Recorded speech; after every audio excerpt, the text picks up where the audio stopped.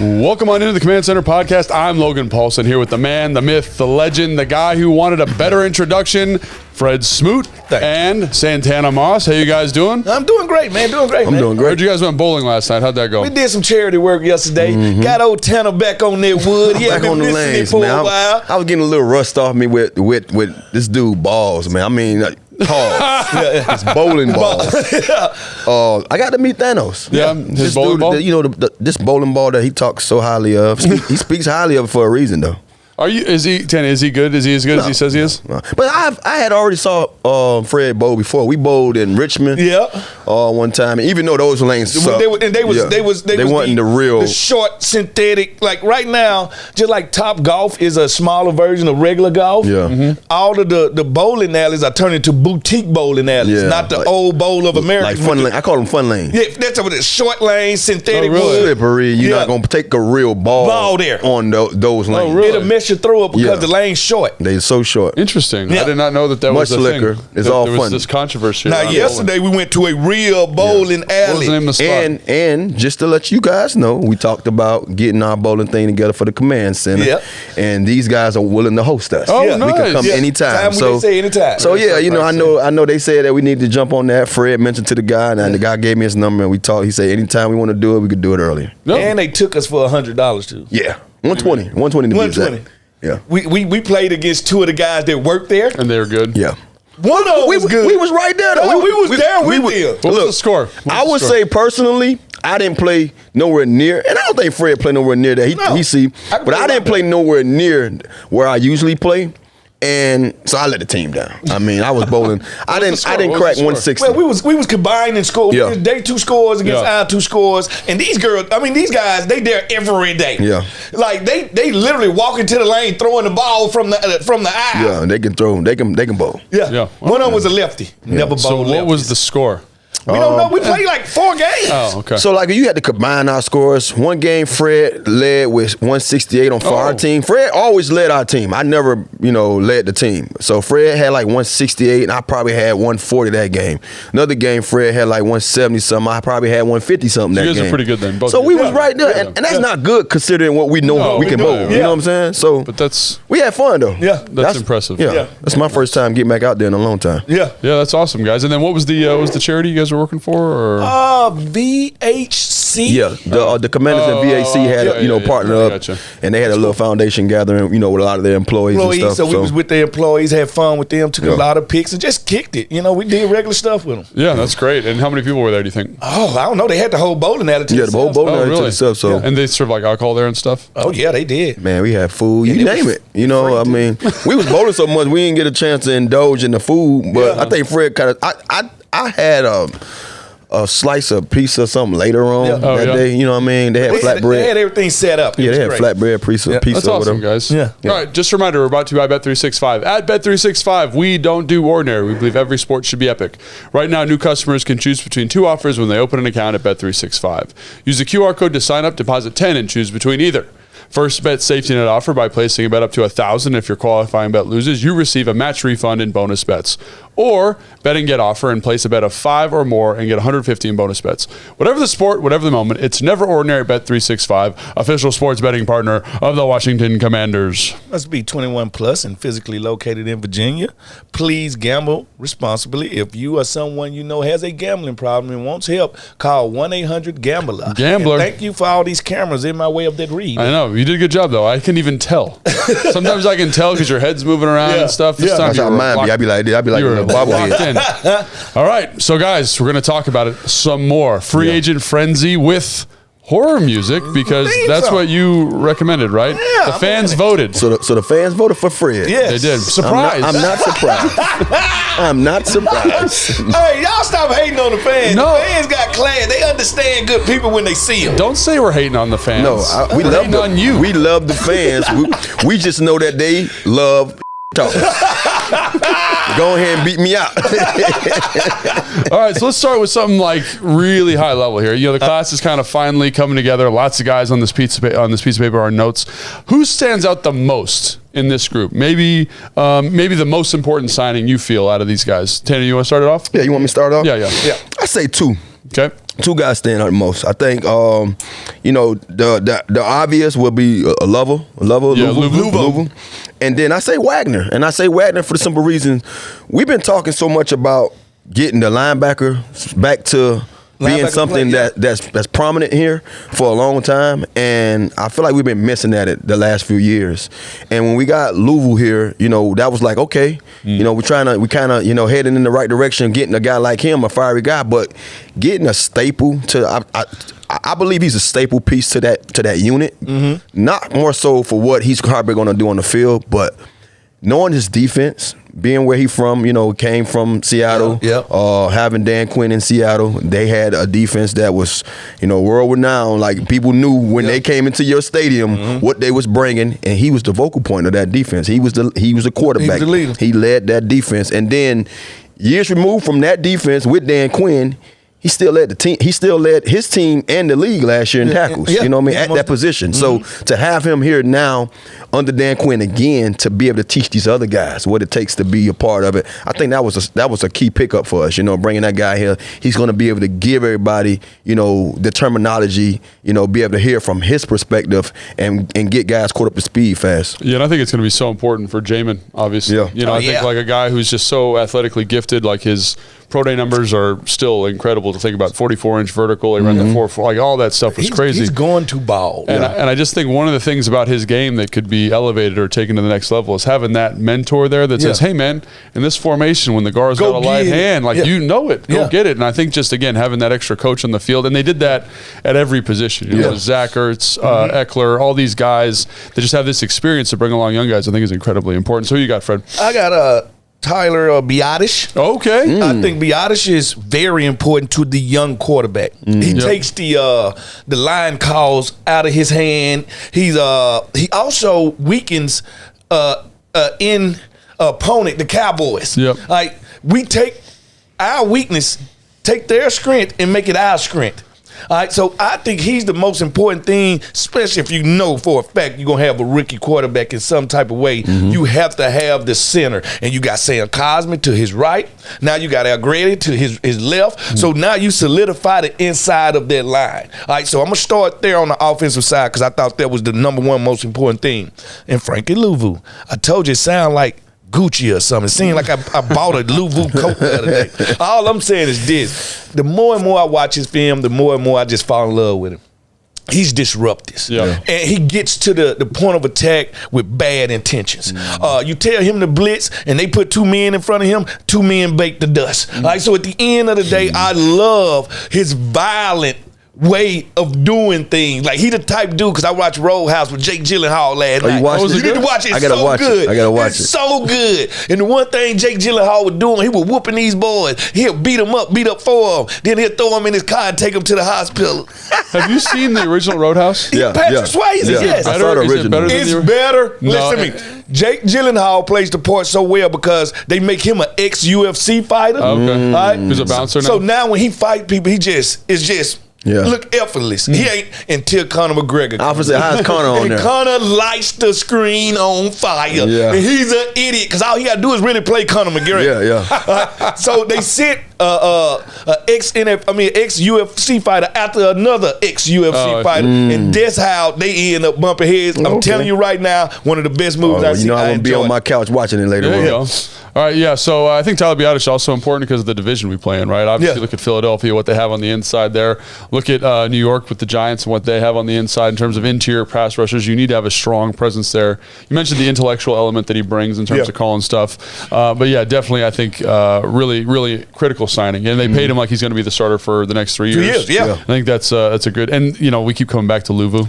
Gosh, man, like his film is. Every time I watch this film, I'm just like, you are a gangster. Yeah. Yes. And it's nice to have a little bit of edge at that spot. We needed it. We needed it. And I like the diversity at that spot. You just called the El Capitan and Wagner. Now you got Louvu, who I can do a little bit of jack of all trades. You got Jamin Davis and his athletic ability. I think they all going to benefit from each other. Yeah. And I keep just thinking about Jamin, man, just knowing that you got two guys in here now you can look at. And, people fail to realize how important that is to have somebody in the room with you. To set the tempo. To set the tone and and kind of lead you to be who you're going to be. we talking so much about, you know, different positions in this league, and you was like, man, this guy came in and he didn't have a Marvin Harrison, or this guy came in, he didn't have a Eric Mose, like as a receiver. Yeah.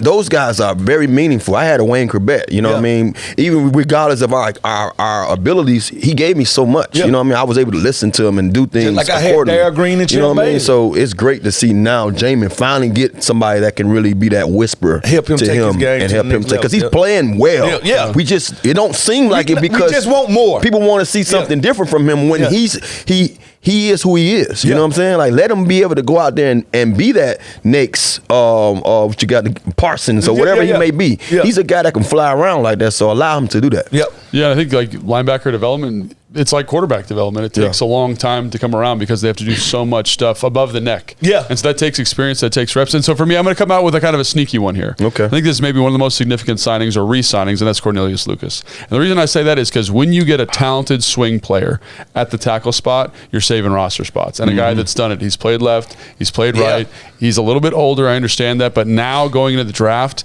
you have a little bit of a security blanket. If you do get a young player, let's say you draft a guy, you know, at the top of the second round at 36 there, needs a year, needs 6 games to develop. I don't have to thrust him into the fire because I got a guy who I feel very confident about who plays well when he plays. Now, you know, the longer he plays, usually the worse he plays. The cracks start to show. Yeah, but he, like, if you need him in spot duty, he's excellent. So I think it just gives you some more flexibility with regards to say, hey man, we can be more, we can kind of make different decisions and make decisions to kind of maximize this roster moving forward. Okay, so I liked all those picks. A lot of linebacker picks there, center, offensive line. Very exciting. We're excited about the whole class, but those are some guys that stuck out to us. So this is, I think, maybe the most important question. Yeah. What is your grade of the Commanders free agent signings so far? If I had to grade us, and maybe why? Let's give it a grade and why. Yeah. I'm gonna say, and you know, I'm optimistic. I don't think it's been a year that I've been on any show here that I haven't talked highly of what we done in the offseason or leading up to the season.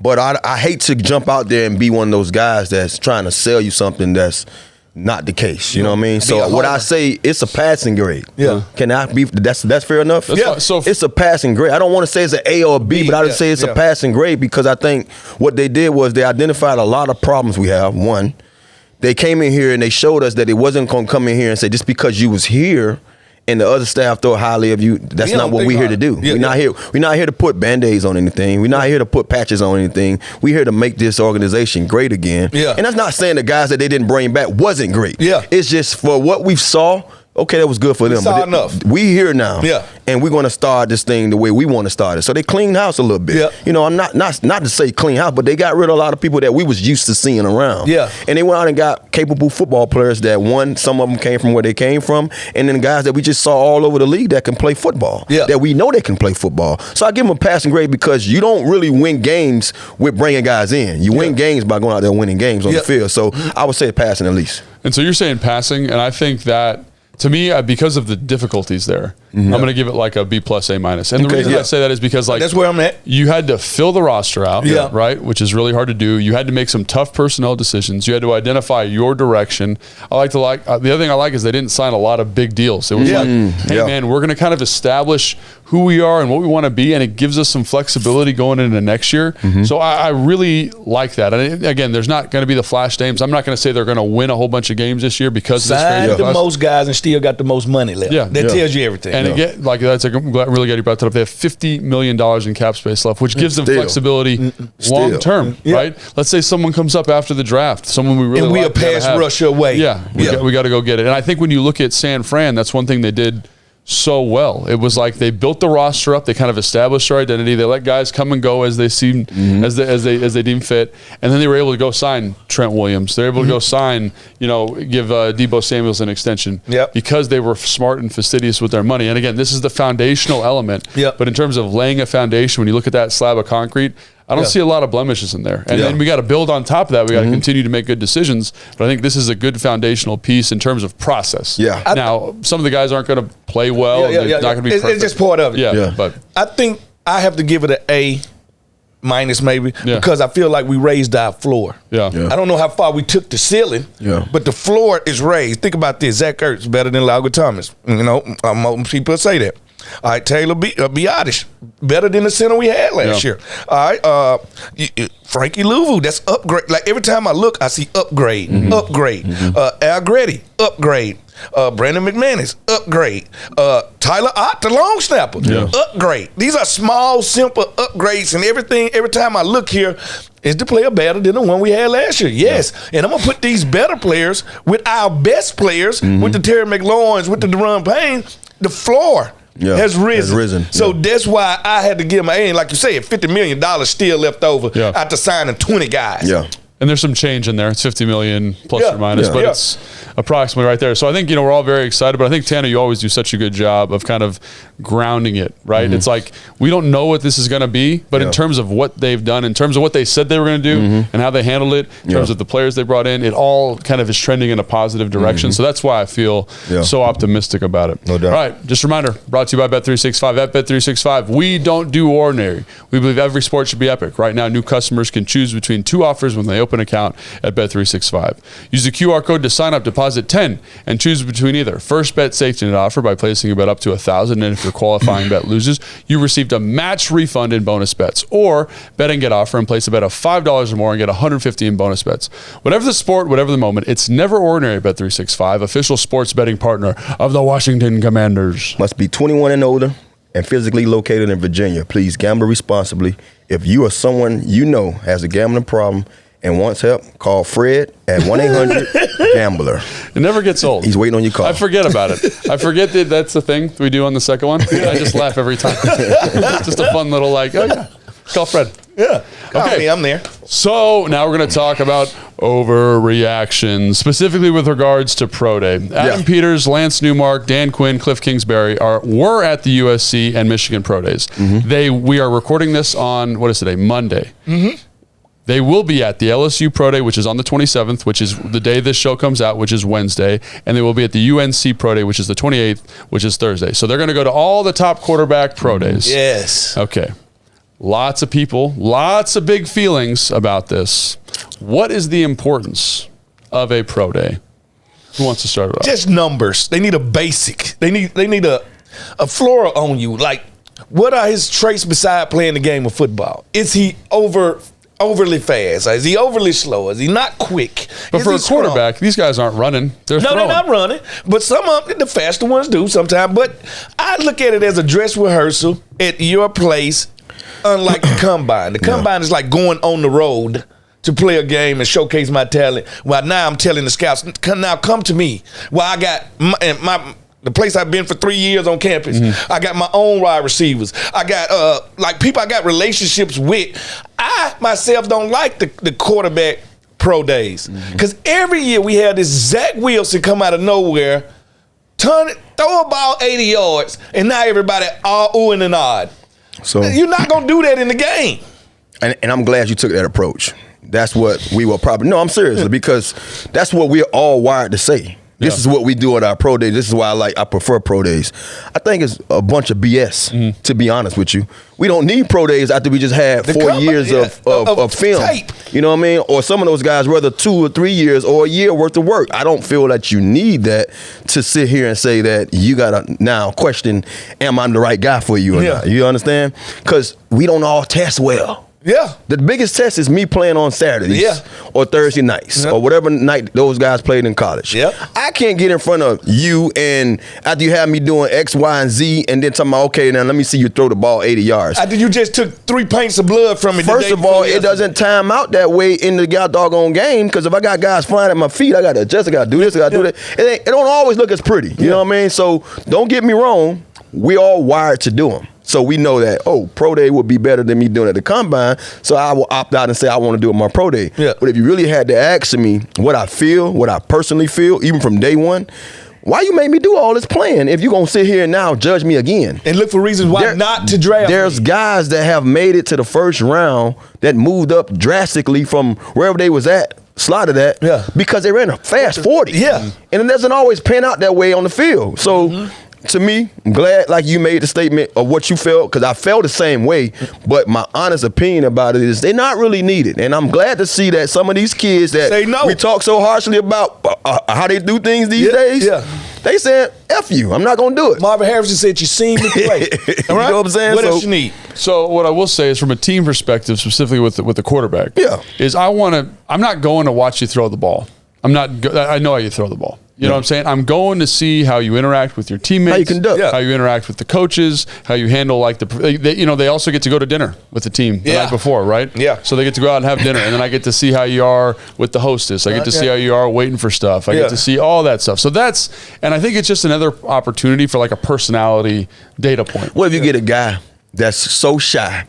You get nothing from him that day at dinner, but he goes out there and he's the baddest MF on the field. So how you judge that? So this is I had a conversation with somebody about a guy that came out 2 years ago, and he was incredibly shy, like almost standoffish, like kind of mean. That's what I'm saying. You know what I'm saying? And so what he said, I was like, well, how do you take that? You know, this is a guy that I have a lot of respect for. He goes, the way I read it is like, can he play in the building? Is that standoffish personality going to be a problem? Or do we have enough good guys around him that are going to make him feel safe, and make him grow? Yeah. And so his thought was like, you know, that was this coach that I had, who's one of my favorite coaches I ever played for. He's like, that's his superpower. Yeah. So he's like, I'm confident that if he gets there, I can get him to open up and he can settle in the room. So basically that guy read that around the guys, he's going to be okay. Yeah. But around us, he just couldn't open up. Correct. And I think that's what you're doing, right? So if you go out to dinner, like for example, there's a rumor about one of the receivers in this year's class being rude during medical examinations at the combine. Oh, no, that's a no-no. Yeah, and so you're like, man, like how are you going to be a prima donna the whole time? Yeah. Are you going to work? Are you going to do what needs to be done? Yeah. So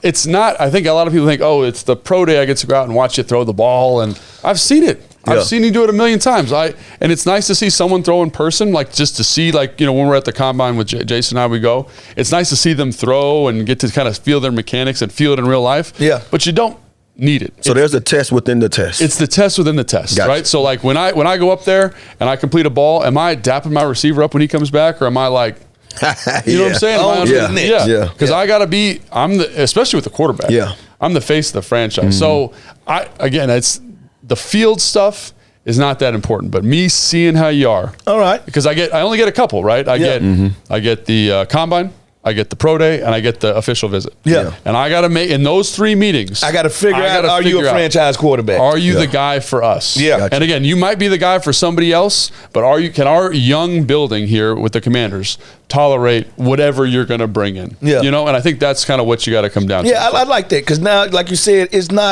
you're not going there for the player, you're going there for the person. Yes. And I think that's very important. And we are talking about franchise quarterback. Yeah, it's a little different. Yeah, it's totally different than them come working out a corner wide receiver, a tight end. And it's like, all the top guys, you want to make sure they're the right kind of guy for you. And I think the other thing is, like, I've heard this from a couple of scouts. It's like, we had our decision made on quarterback before we even went to the pro day. Yeah. And it's just to cross the T and dot the I. Gotcha. Like, are you the guy we thought you are? Yes. No. We're moving on. Yeah. Like, because like you said, Tana, all the evaluations done. And so something I got a question for you, Tana, is for you, because you did both. Yeah. And I think, Fred, you did the same thing. What's the difference between combine and pro day in terms of feel of the day and like your interactions with the coaching staff in your personal experience? Well, my personal experience, and being that I feel I had the leverage to do what I did, I went to the combine because I was awarded to go there. Everybody don't get a chance to go to the combine. Yeah. You know what I mean? That's something big. Like, if you get to go to the combine, sign me up. I'm there.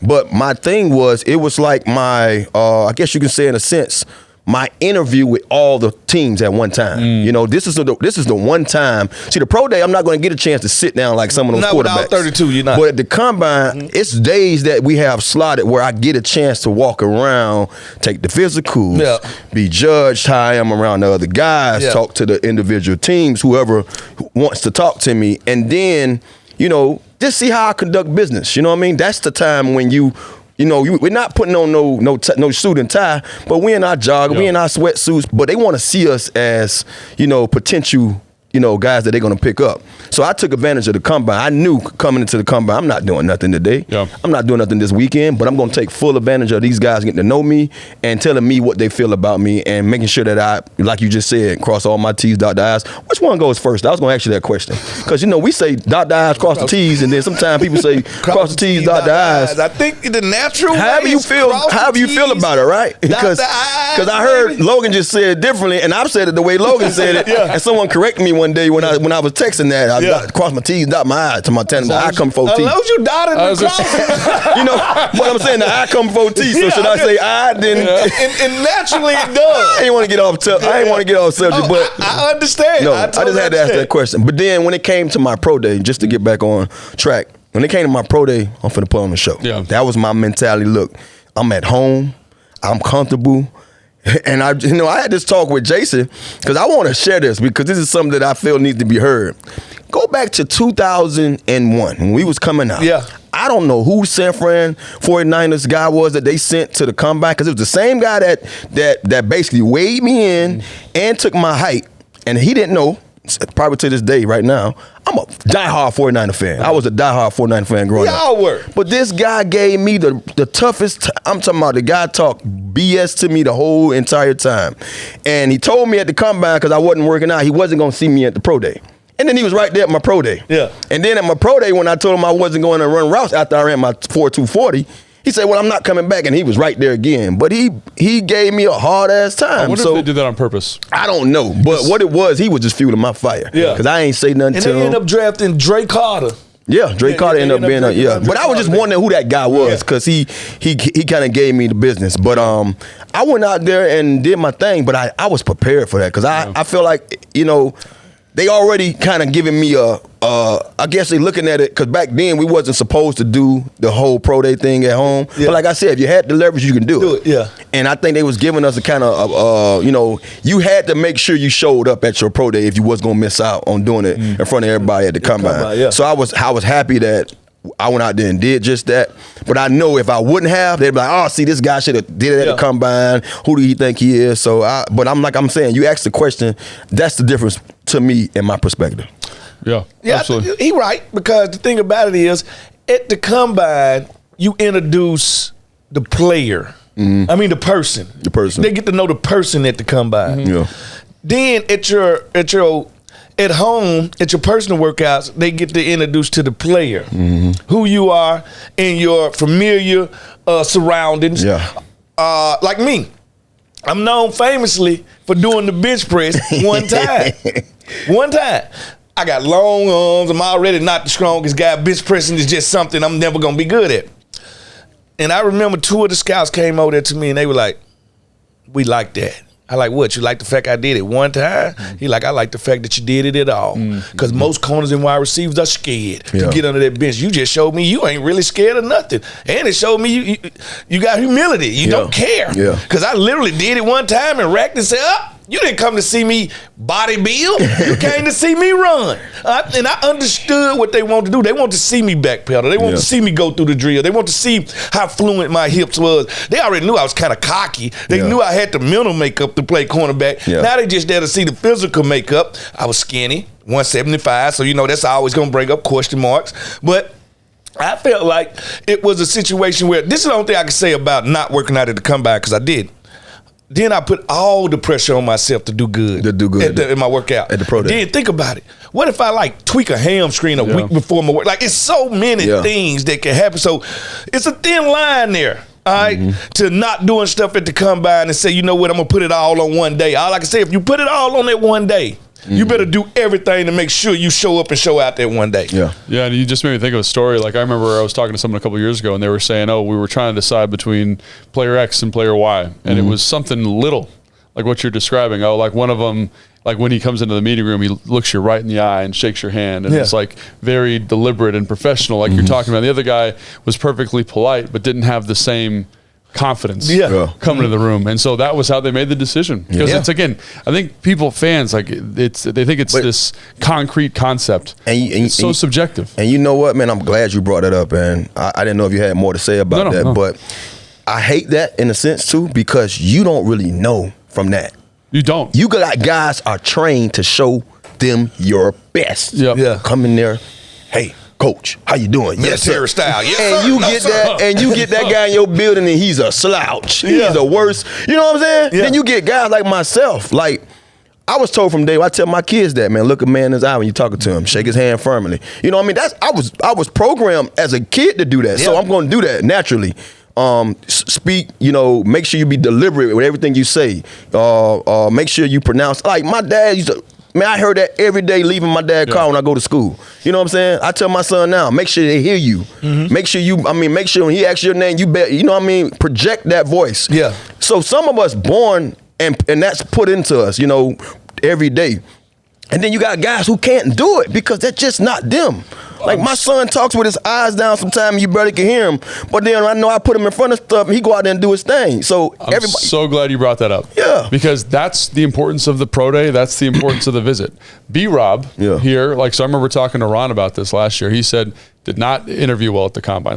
He was fine, but didn't we could tell he was really guarded. Yeah. Pro day, same thing. And so man, we really like this guy, but how's he going to fit? So they brought him in for the visit and they said they finally got him to open up. And so to me, that's the more opportunity you get to meet the kid, you get to kind of navigate that ability and kind of figure out who they really are. Jason had a question, which I think is a good question. And it's something I never thought about before. And I don't know if you guys have thought about this. There's all these GMs, all these scouts on the sideline watching these pro days. Yeah. You think any business gets done while they're standing there watching? Oh, yeah. Oh, most definitely. By the way, now that we're sitting here, how do you feel about that D tackle? I see you got 3 of them. And y'all in need of tight end depth. I have too many tight ends. You have too many defensive backs and D linemen.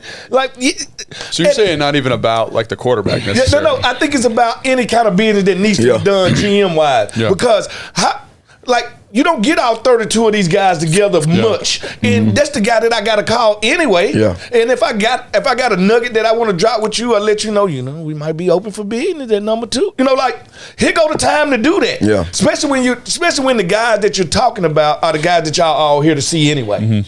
And it's funny you mentioned that because at the Senior Bowl, you'll be talking to somebody a scout or whoever, and all of a sudden somebody walk by from another team. It's like, oh, hey, we got to talk about that thing. Oh, let's call. And so anytime they're together, Yes. it's some business. There's stuff going on. I can tell you, and it's crazy because I wasn't even going to use that part of it because when you're young, you don't know what's going on with those teams. Yeah. But as a young guy seeing that, which I got a chance to see that, and I was like, I felt great about it, just seeing how many people came out from different staffs after being told it wasn't going to be none. As a player, you like, oh yeah, I brought everybody here. So they hear, even if it's business outside of me, they're talking about me. You know what I mean? Point in the day. I brought all these guys here. Even though some of those guys don't have me on their draft board, they here. They here for a reason. So as a kid or as a guy who's up and coming trying to get drafted, I'm sure that they got that in their mind. It's not so much in what you're talking about because they don't know what business they need to take care of. Yeah. They looking at it like, man, I got all these guys here, and I got the GM and the head coach. The head coach came. That's amazing for a guy to have a pro day. Because one thing is at the combine, they all come to the combine. They be spread out. Yeah. But on your pro day, on your grass and your home turf, you got guys lined up with damn stopwatches outside of the actual clock. And you trying to identify what is that Philadelphia? And they got their watches. They got their watches, and they want to see you run too. You know what I mean? So that was dope to me. And I think too, man, you gotta look at it. I know this is getting a little bit off topic. For me, bro, the way I got into college, it was like, if you talking about wanting to be humbled, I was humbled to the. I mean, but I didn't feel like it was nothing wrong about it. You didn't feel like it was a setback. You I just felt like, I'm man, look, where they got me started. This is how I'm getting in. Yeah. It's not about how you get here. Yeah. So to be leaving and going to the league as a first round potential pick. Not having to go to to any All-Star game to kind of solidify that, that was great. I felt like I was on the top of a mountain. So my pro day was like, man, you gotta perform.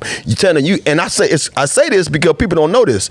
Do you know when I ran my second 40, I pulled my hamstring. Did you really? I pulled my hamstring coming across the line, and I had 4.26. I'm sitting there like, I didn't want to tell him I pulled my hamstring, but I was like, I'm not catching today. Because my agent was like, you got to do nothing else. You know what I'm saying? Yeah. And I'm like, I'm doing it because I tweaked my ham. Yeah. But they didn't know that until 30 days later when I went out there and did stuff. So, man, it's just phenomenal to have that opportunity. Yeah, absolutely. So last question. Let's keep this one really quick. Keenan Allen at Caleb Williams Pro Day. Is there something to read in there, or is he just being a good I look at future it. team? I look at it like this. I threw a lot of different things out there. Maybe one of them stick or not. Keenan Allen from the area, from the DMV. Caleb Williams from the DMV. Keenan Allen. be a history. Keenan Allen know he's going to Chicago. He's saying to himself, it's no doubt that Chicago picking this guy out to be my quarterback. Yeah. Keenan Allen just came from the Chargers. Maybe he still have a home there. He's in the area. So he said, let me go show up and see this guy because, he might be my potential in the quarterback. same area So constantly. it's just so much going on there that you can kind of take one of those and pin it to it, Yeah. Well, I mean, when they compare the quarterback to Pat Mahomes and say he the next coming. Yeah. And you a wide receiver that love to catch 100 balls. Go visit your brother. Go visit him, yeah. Go. It's simple math. Yeah. Smart, Keenan Allen move. Yeah, absolutely. All right. So that's going to take us to our next segment. Coach Speak is presented by Northwest Federal Credit Union, the official credit union of the Washington Commanders. Stop searching, go Northwest. Check out nwfcu.org/Washington to see how easy it is to join and how Northwest can help make your money work for you. Stop by a branch or visit nwfcu.org/Washington today. That camera was right in the way. Sorry, guys. It happens. Yeah, it happens. All right. So Dan had some comments, and I think, Jason, are you going to read these things, or what do we got going on here? Yeah, I can do Dan Quinn. All right. Give it to us. Get all the juice. Is it hater Jason? No. No, I'm only hater Jason sometimes. Yeah. Most of the time, I'm a nice Jason. All right. All right. So this is a quote from Dan Quinn that he had with an interview with NFL Network Okay. at the annual league meeting. All right. So here we go. I would say it'd be fair to envision we'd be taking a quarterback. To say where it will be happening, I think that's a better question for Adam Peters. As the next weeks unfold, there will be a lot of discussion, and that's why we've had a great trip out seeing some of these guys. We'll do the same some more in the weeks ahead, but I've enjoyed the process with Adam and going through it. He's somebody that's an absolute expert at this position. What an answer. Yes. What an answer. Like, you kind of touched on all the things. Oh, we're probably going to take a quarterback, but don't know exactly Where? when. And then it's going to be Adam's decision, so I don't really know. Yeah. And then it's just such a good. I would say, ain't this just coach talk one-on-one? Yeah. I say a lot and tell you nothing. Nothing. Yeah. But I'm saying, like, we've heard coaches mess this up. Yeah. Yeah. So it's nice to have a coach that's like, yeah, you got information. Yeah. He understood the assignment. Yeah. Seems like you got a lot of information, Yeah. but not that many. So, like, so let's just talk about this. What is he saying here? And let's get, like. Good way to defer to Adam Peters. Yeah. He's the decision maker. We're collaborating on this. Oh, we might take Jaden Daniels at 2. We might take J.J. McCarthy at That's 15. what I'm saying. You don't know, and we're not going to let you know. See, that's what he's saying. Like, I'm his interpreter. Yeah. I am Dan's interpreter. This is what he really meant. Yeah. Stay out of our business. Right? Unless you want to call to negotiate about this number 2 pick, Yeah. don't worry about what we doing. Hey, regardless of wherever we decide to take a pick at in the first round, it's Yeah. gonna be a quarterback. Yeah. That's how I looked at it. I'm like, look, we're gonna pick a quarterback, but we're not telling you whether it's gonna be at 2 or whether we're gonna come on down and get one of those other guys. That's how I looked at it. Yeah. You know what I mean? Or So I guess even at 36, right? yeah, we got opportunities. It's the Michael Penix of the world. This is a deep quarterback draft, and I Yeah. just keep asking. That's why I say myself, we in a situation here that I won't be surprised if anything transpires. You know what I'm saying? Because Yeah. I feel like you have enough guys there that you can say that might fit what you Yeah. want to do. You Yeah. see what I'm saying? Like, we looking at these first 3 guys, and bro, we come draft day, we all us sitting there shocked, like, damn, like Marvin Harrison and Amber, what the dude named Neighbors and them, those dudes go in those first 4 slots. Yeah. Yeah. You be like, well, damn, we thought it was gonna be quarterback. You know what I mean? So I'm not saying that's gonna happen, Yeah. but anything could happen, you know? There's always anything Especially can when you happen. have as much as talent, like guys talking about J.J. McCarthy, he has the best pro day I ever saw. You know what I mean? This guy, and of course his coach would say that, you know what I mean? But I'm just saying though, bro, it's so many quarterbacks. Like I'm still sold on, I like Penix. They talking about, Bo Nix. I like Bo. I like a lot of these guys in this draft. And I feel like these teams have the right people at the helm that's deciphering through what should we do with these opportunities, what should we do with these draft picks. Yep. And I'm glad we have a guy like Adam Peters here right now because he could be the guy that say, hey, it's a bigger move that we can make that can make this thing really great for us. So Tanner, you said something like, I'm not going to say what's going to happen, but what was you just said that right there? It was perfect, but it was like there's a million possibilities. Yeah. There's a million ways it could go. Let's talk about the possibilities a little bit. talk All to right. it. So we're going to assign percentages here. Okay. So let's start with the one that is top of the list here. Yeah. Bears drafting Caleb Williams. 99,999. I got that only deficit of that -1 because it's gonna take them at least 2 minutes to get to the podium. They picked Caleb Williams 3 months ago.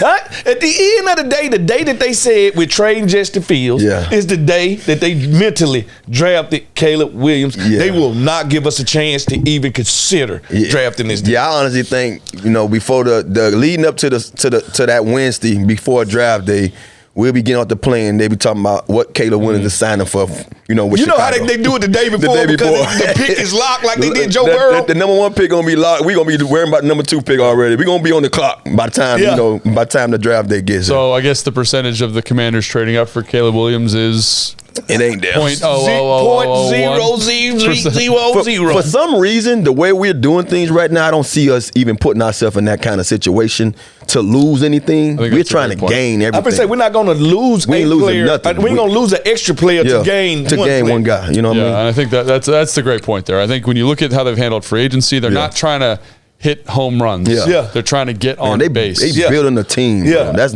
what we have been wanting for a long time. Absolutely. So again, that's how we feel about that. I know a lot of fans. I talk to people. We got to trade up for Caleb Williams.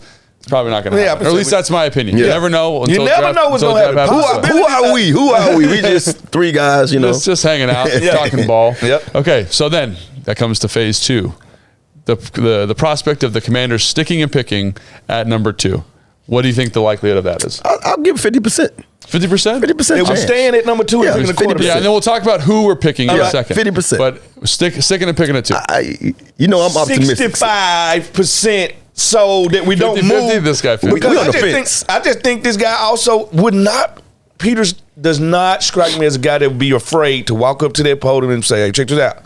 With the second pick, they trade with the, to get more players." It would not shock me. Yeah. So that's why I say 65% that we stay at number 2. Yeah. Now the question is, what's the gap between Drake May, Jaden Daniels, and Bo Nix? Or J.J. McCarthy. J.J. McCarthy. You know what I'm saying? So if he literally feels to himself, they ain't that far apart. Yeah.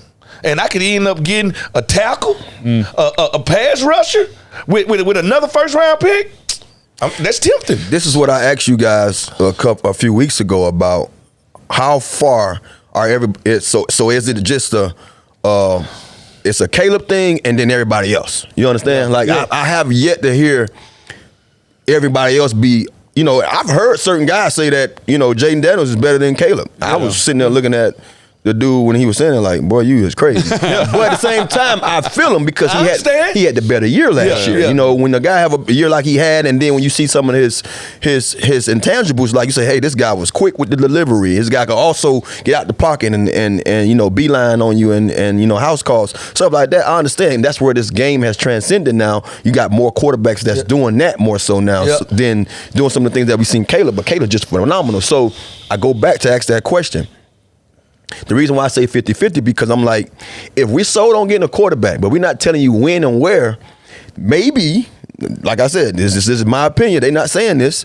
Maybe they feel that, hey, I can move out of here and pick up more. Yeah. And find Still get a quarterback. Still get a solid quarterback with the team that we're building around them to come in here and be productive enough for us to win games. So let me hit that real quick. So in terms of sticking and picking at 2, I think you think it's 65, you think it's 50-50. I think it's like 85%. Right, so you're saying no budge. Because let me just tell you why I think this, right? I think there's to your point, Tana, I'm a big proponent of trading back. Yeah. The problem is the second you trade back, you're incurring a certain amount of risk. You're basically saying, I am okay if I don't get a quarterback of these top 3 guys. And I don't think think they're okay with that. Again, that's just me speculating. That's just me looking at the film. Yeah. Being like, these are kind of the guys I'd be okay with, and these guys are a little bit more developmental, like Bo Nix, Michael Penix. I think they're good players, but they're a little bit farther away. Okay. So to me, if let's say Minnesota, you trade with Minnesota, you get to 11.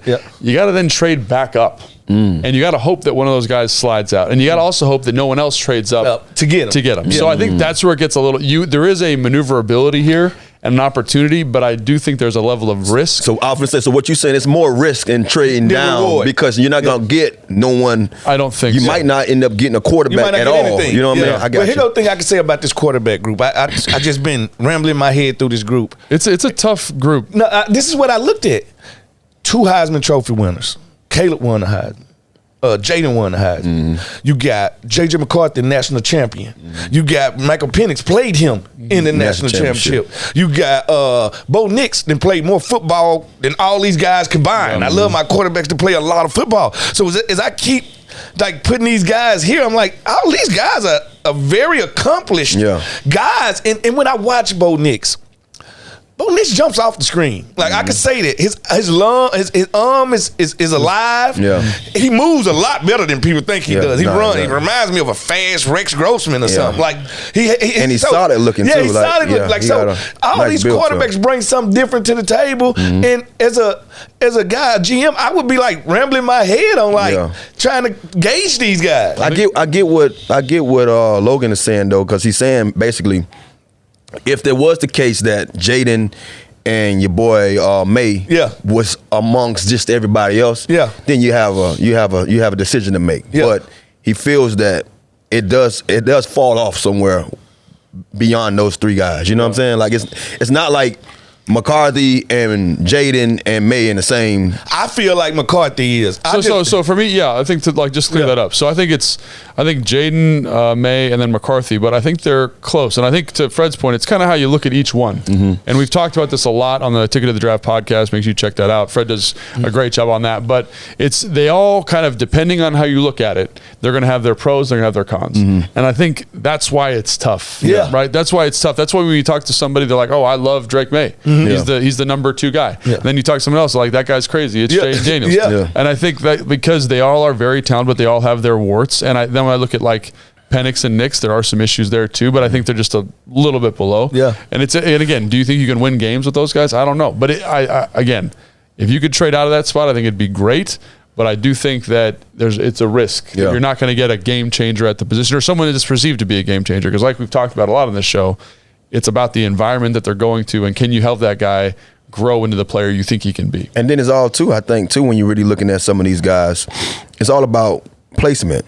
What type of offense do you see these guys being effective with? You know what I mean? Like you got a Nix, you got a Penix, who, man, when you watch this guy play in college, he was precise when it came to spotting the ball in places deep downfield. Like he threw balls like he was just like, all right, I'm going to put it on your back shoulder. Bing. You know, all right, you got a guy covering you. I'm going to put it in front of both of y'all so you only have a chance. So, and it's crazy. I was watching something, and a guy spoke some crazy stuff about getting rid of Tua and putting him as a quarterback for the Dolphins, and everybody was like, "Well, Tua is the same guy. He does the same thing. He's a guy that 1, 2, 3 ball out." But he was saying this guy does it better. So to me, I feel like you have these teams now, especially with these offenses that we, kind of starting to like these last few years.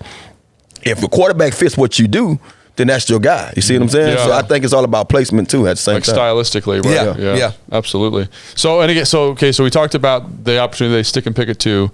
The opportunity. So now this is an interesting question, subtly different, but I think it's important to talk about. The percentage that they take Jaden Daniels or Drake May or another quarterback. Like, how would you weight that going down? This is a hard question. I'm well of that. I've been Mr. May's biggest fan. So give me a percentage. Give me a percentage. It's starting to wither the other way. Like, so right now, I'm gonna say a 50-50 chance. I feel like Drake May is drafted. I feel like a 60% chance that Jaden Daniels is drafted.